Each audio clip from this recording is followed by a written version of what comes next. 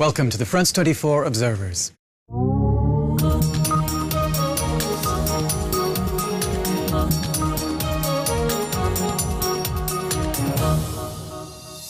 This show is based on our network of observers. They're ordinary people around the world who tell us what's going on where they are and send in photos and videos to document it. We check everything here in Paris and bring the best to you.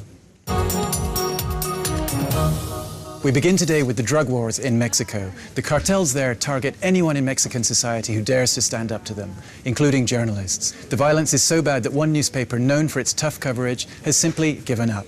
After one of its photographers was killed, the newspaper ran an editorial directly addressing the cartels. It said, "We're tired of dying for our job. What do you want us to do?" Fortunately, bloggers are stepping in to keep up the pressure. We head to the state of Chihuahua with our observer who uses the alias Coraje Civil, civic courage. The violence is terrible in Mexico. The cartels are very powerful, and their influence goes far beyond drug trafficking.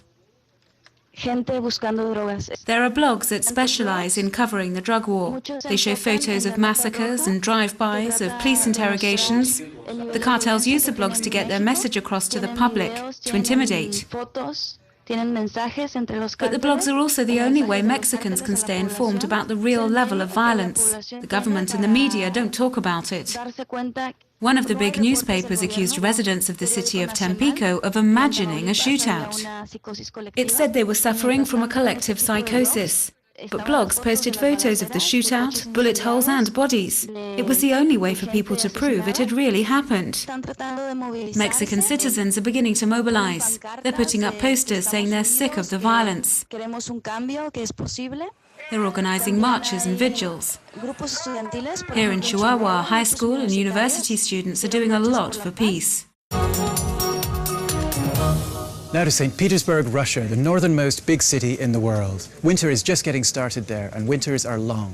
Snow and ice are on the ground for 4 long months. And worse, they build up on the roofs too. Saint Petersburg is our next stop, with our observer Natalia Khatsayuk. In Saint Petersburg, there are huge icicles that hang from the roofs. They're gigantic. They can be 6 meters long, and if they fall, they can kill.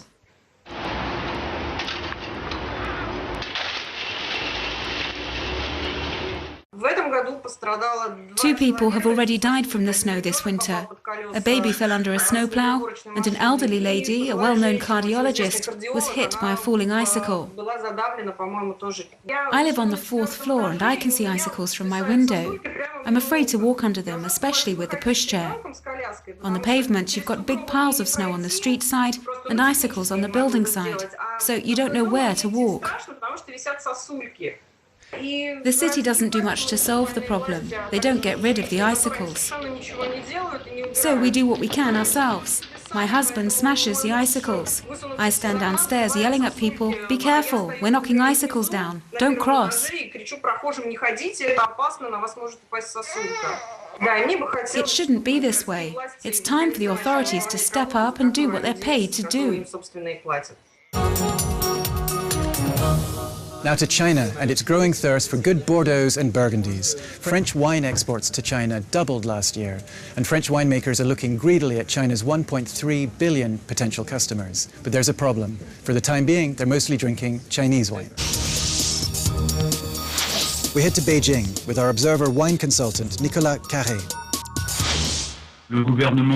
The government wants to reduce the consumption of Baijiu. Baijiu is a strong alcohol that's distilled from grain or rice.